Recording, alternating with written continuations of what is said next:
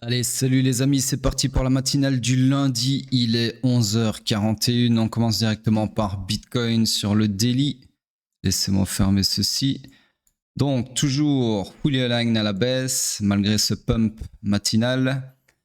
On est toujours dans mon scénario, donc ici en bleu, jusqu'à preuve du contraire. Ok. Quoique, attendez. Laissez-moi vérifier un truc. Ah oui, c'est bien ce que je pensais.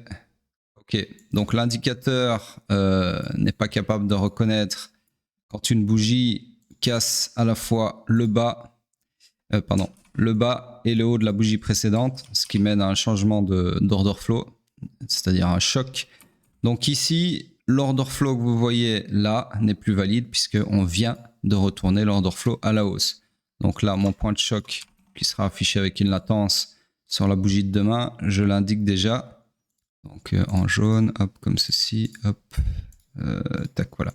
Donc mon choc est ici. Donc en gros, je recommence l'analyse. Heureusement que j'ai vu qu'il y avait un micro grappe de liquidité ici, que j'indique comme ceci. Donc là, du coup, mon scénario est invalide. Du coup, ça m'intéresse plus non plus. Et par contre, la structure s'est agrandie comme ceci sur le all-time low de cette structure, du moins. Voilà, hop. Bon, c'est un peu compliqué d'être précis. Voilà.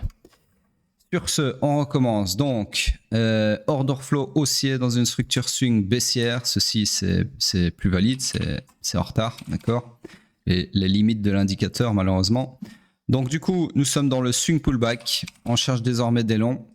Et pour le moment, il n'y a pas de POI en ce sens, d'accord. Il faudra attendre la clôture de demain pour éventuellement voir si le price action a laissé une demande ici sur laquelle on pourrait s'appuyer pour chercher des longs pour exploiter cette entrée en swing pullback. Sur ce, structure morte sur le daily, on cherche des longs mais il n'y a rien à long. On passe sur le H4. Sur le H4, c'est moi zoomer. Donc ici, mon scénario s'est réalisé. Structure swing baissière. L'order flow s'est retourné à la hausse ici, d'accord. Attendez, comment ça se fait que j'ai un choc là? C'est pas juste ça. Bon, qu'est-ce qui me fout l'indicateur aujourd'hui? Normalement, si je ne dis pas de bêtises, ouais, le choc était là, d'accord. Alors je sais pas pourquoi il le met. Ah oui, ok, d'accord. Ouais, c'est ce qui va se passer. Ok, c'est ce qui va se passer sur le daily demain. Il mettra le choc sur la mauvaise bougie.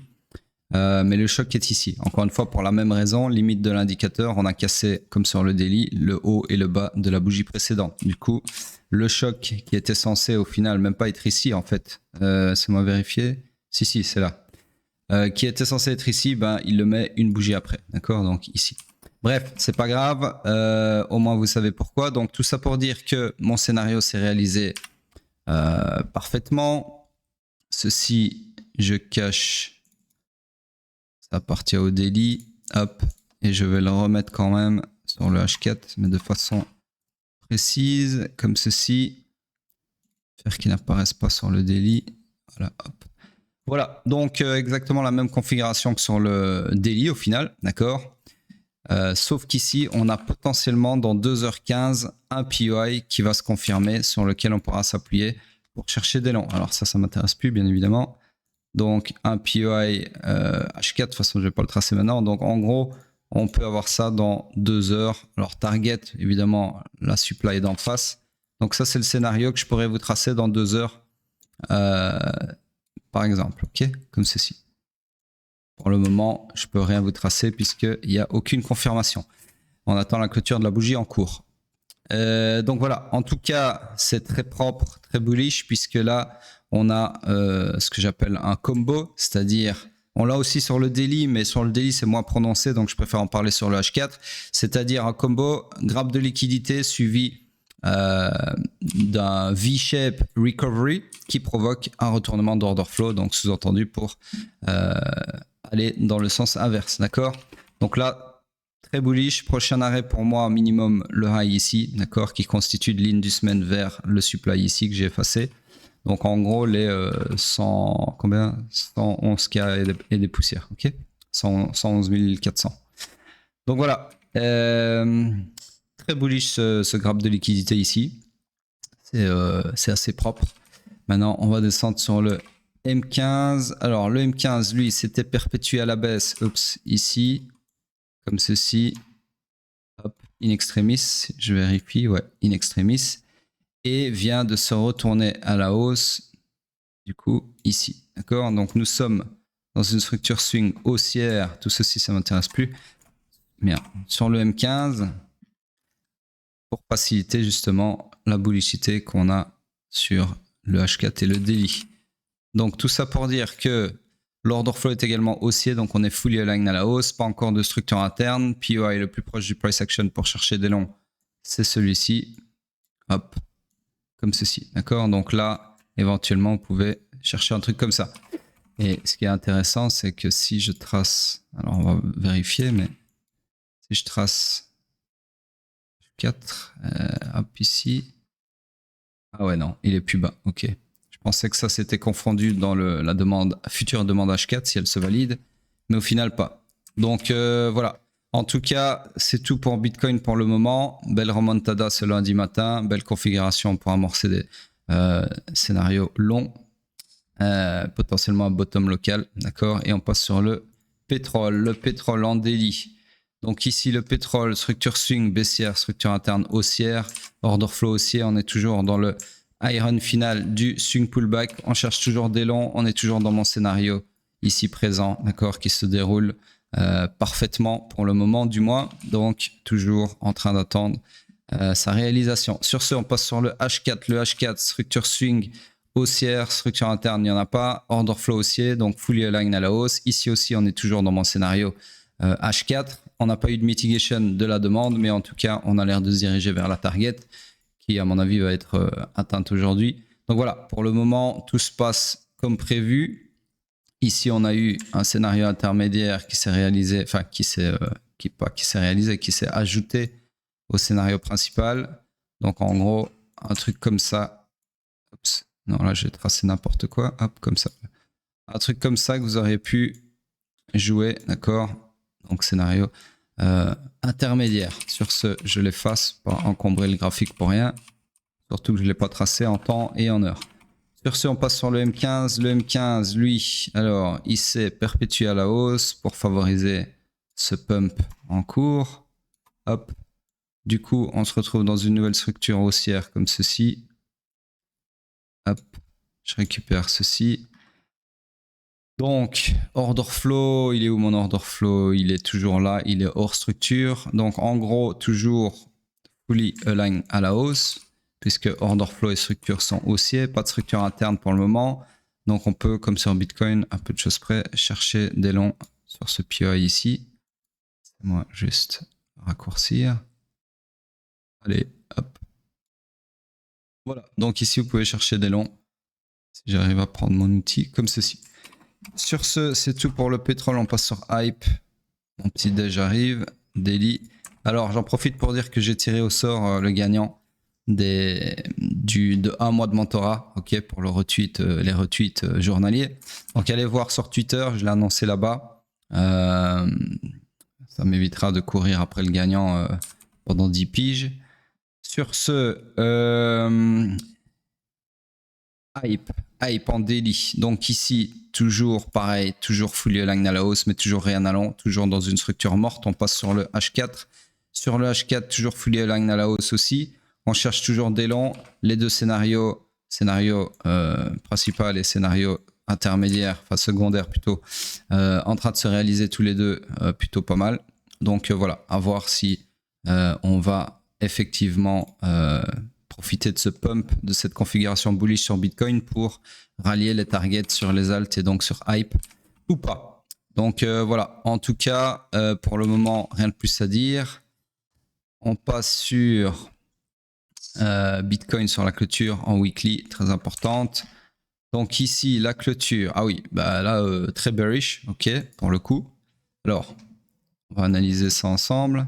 Donc ici, clairement, bear market, puisque c'est bear market depuis la semaine passée dans tous les cas, enfin la semaine d'avant du coup.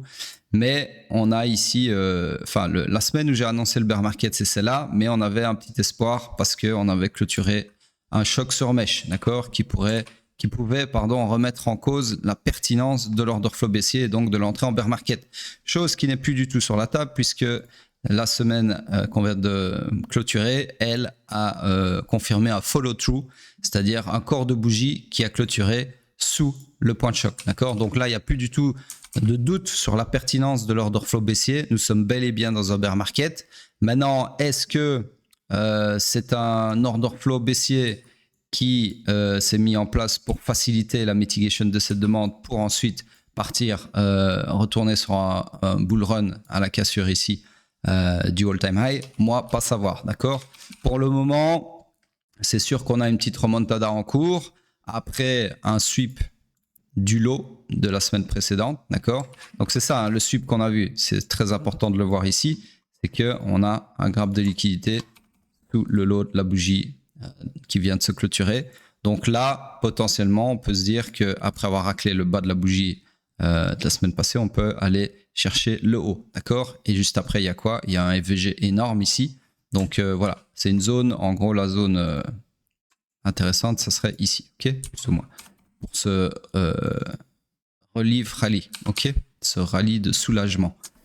Donc voilà, ça ne veut pas dire qu'on va repartir en bull run, ça ne veut pas dire que le bear market est fini, ça veut simplement dire que là, comme les arbres ne montent pas au ciel, les couteaux ne tombent pas au troisième sous-sol non plus, il y a un moment, surtout quand on arrive sur un plancher comme ça, où le prix, il faut qu'il rééquilibre le dump, d'accord? Donc on peut très bien avoir un rééquilibrage du FVG ici pour ensuite continuer le bear market comme si de rien n'était, d'accord? Et trapper tous les mecs qui ont fait du DCA comme des gogoles.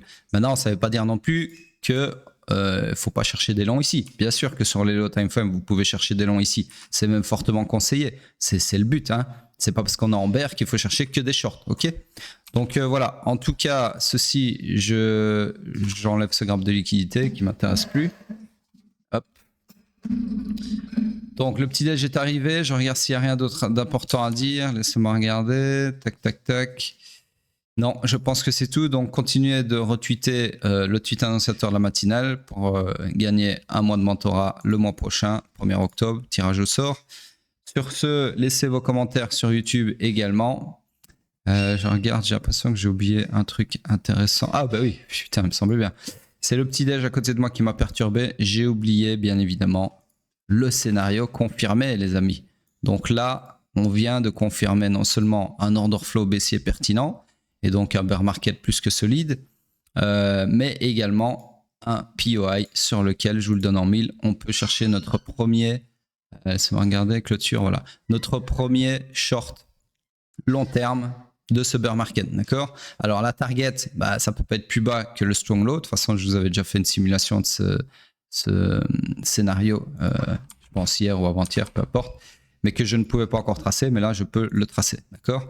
Donc là voilà, je vais mettre ça à jour sur Twitter et vous êtes les premiers à voir le scénario du bear market en cours, ok? Alors maintenant attention, hein, pour moi, encore une fois, hein, quand je dis bear market, je ne parle pas spécialement de bear market de 3-4 ans ou que sais-je, ok? C'est bear market par rapport à l'order flow baissier.